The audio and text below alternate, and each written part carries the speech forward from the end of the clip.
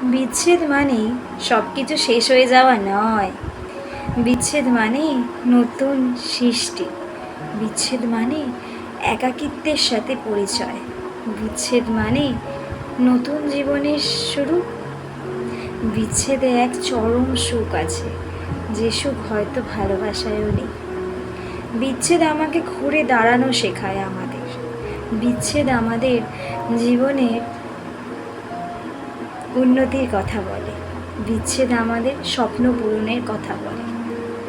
যে জীবনে বিচ্ছেদের সুখ পেয়েছে সে সব থেকে বেশি উন্নত, কারণ বিচ্ছেদে আমাদের অনেক শিক্ষা দেয়। তাই মানুষের জীবনে বিচ্ছেদ আসা দরকার।